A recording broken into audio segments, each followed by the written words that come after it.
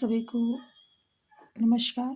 स्वागत है आपका आपके YouTube चैनल भाषा की बात में। तो आज का वर्ण विषय है पर्वत प्रदेश में पावस। कविता का व्याख्यान हम सुनेंगे और समझेंगे। जिस तरह से पाठ प्रवेश में दिया गया है कि भला कौन होगा जिसका मन पहाड़ों पर जाने को ना मचलता हो, जिन्हें सुदूर हिमालय तक जाने का अवसर नहीं मिलता, वे भी अपने आसपास के पर्वत प्रदेश में जाने का अवसर शायद ही हाथ से जाने देते हों। ऐसे में कोई कवि और उसकी कविता अगर कक्षा में बैठे बैठे ही वह अनुभूति दे जाए जैसे वह अभी अभी पर्वतीय अंचल में विचरण करके लौटा हो।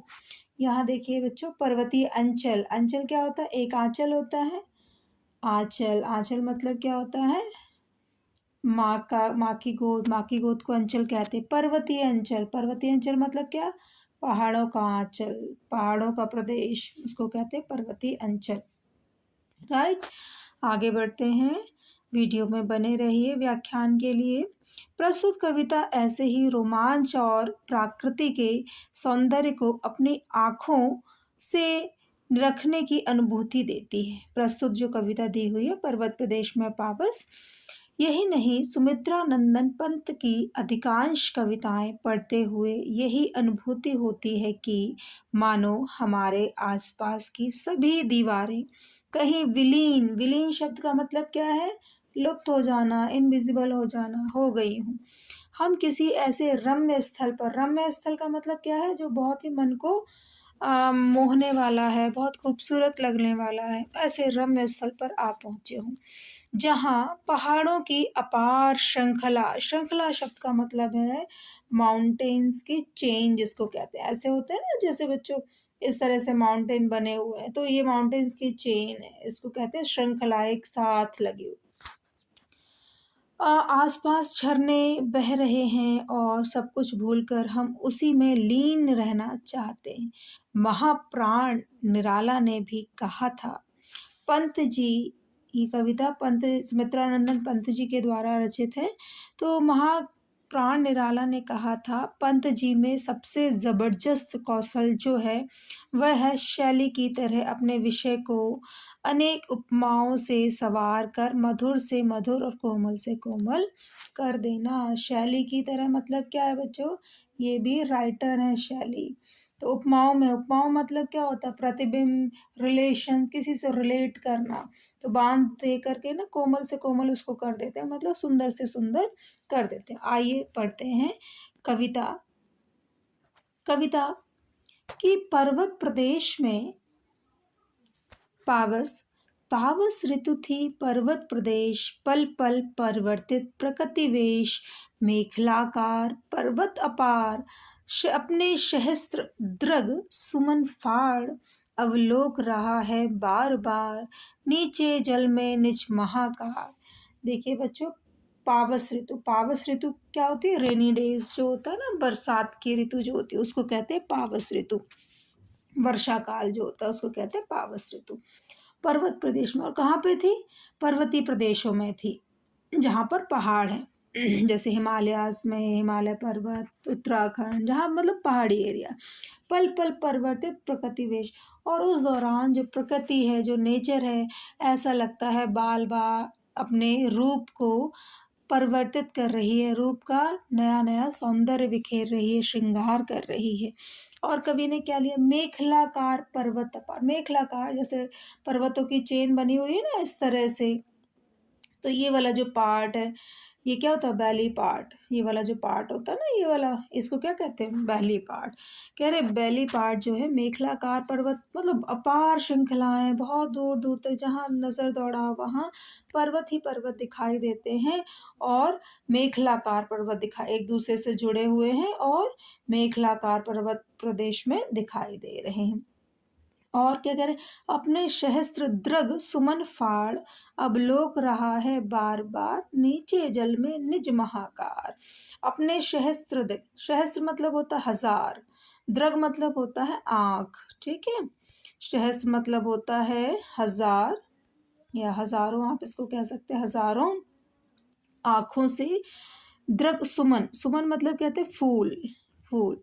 कवि को क्या लग रहा है कि जो उन पर्वतों पर फूल खिले हुए हैं वो अपनी हजारों आँखों से फाड़ फाड़ कर, आंखें बड़ी कर कर करके ना उसको अवलोकन कर रहे हैं, उसको ऑब्जर्व कर रहे हैं, उसका एग्जामिन कर रहे हैं। अवलोक रहा मतलब क्या है, उसका एग्जामिन करने का प्रयत्न कर रही है।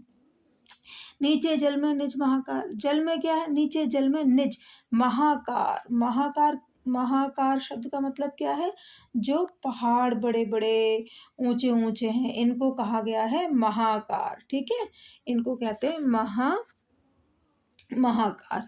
तो नीचे जल में, जल क्या है, जैसे बारिश हो रही है ना, पर्वत ऋषि जैसे पिक्चर बना हुआ है, तो नीचे क्या है, जैसे पहाड़ बने और नीचे क्या है, पानी भर गया, जो वैली एरियाज है ना, वैली पार्ट्स है जो, वहाँ पानी भर गया है। तो जो पर्वत हैं जो बहुत विशाल हैं वो अपने आप को नीचे देख रहे हैं, अपने प्रतिबिंब को देखने का प्रयत्न कर रहे हैं। अब क्या कहते हैं, जिसके चरणों में पलाताल दर्पण सा फैला विशाल, कह रहे जिसके चरणों में, किसके चरणों में, जो पहाड़ है ना उसके चरणों में यहाँ पे पानी फैला हुआ है, जैसे ये पानी है, कह रहे पानी फैला हुआ है चरणों में, और कैसे लग रहा है, जैसे कोई बहुत बड़ा दर्पण, दर्पण मतलब क्या होता है, मिरर, शीशा, जिसमें हम अपना फेस देखते हैं, अपने आप को देखते हैं। तो कह रहे हैं कि पर्वतों की जब प्रतिबिंब उस पानी में पड़ रहा है तो कवि को वो किसी फैले हुए शीशे के समान, दर्पण के समान लग रहा है।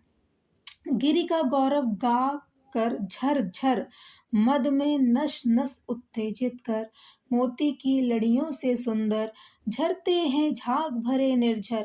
कौन सा, गिरि का गौरव, क्योंकि जब पानी ऊपर से, पानी यहाँ झरनों से नीचे की तरफ बह रहा है ना, तो कैसा लग रहा है कि वो गिरि, गिरि मतलब क्या होता है, गिरि मतलब होता है पहाड़, गिरि मतलब पहाड़, पहाड़ों का गौरव गान कर रहे हैं नीचे की तरफ, उनमें से आवाज आ रही है ना, झरझर की आवाज आ रही है। तो कवि को क्या लग रहा है, ऐसा लग रहा है कि वो उनका गौरव गान करते हुए नीचे की तरफ बह रहे। मस मद में नस नस उते, मद मद के लिए क्या होता, मस्ती में, मस्ती में वो बहते हुए चले आ रहे।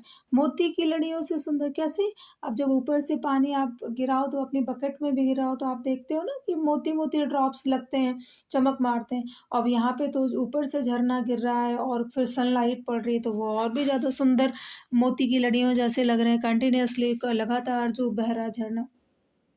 तो कवि ने क्या कल्पना की, ऐसे लग रहा है कि मोती की लड़ियां झरने का स्वरूप लेकर के बह रही हूँ।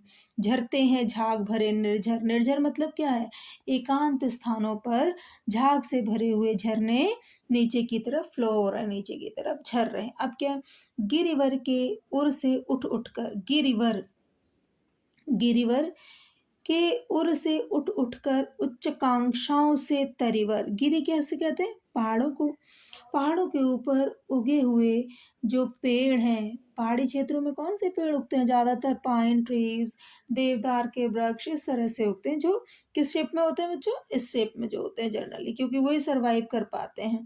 जो प्लेन एरियाज में होते हैं ना, नीम वगैरह, पीपल वगैरह, वो ट्रीज वहाँ सरवाइव नहीं कर पाते, क्योंकि वहाँ लगातार या तो बारिश होती रहती है या बर्फ पड़ती रहती है, तो इस तरह के ट्रीज ये वहाँ सरवाइव कर पाते हैं। ठीक है, आइए आगे बढ़ते हैं।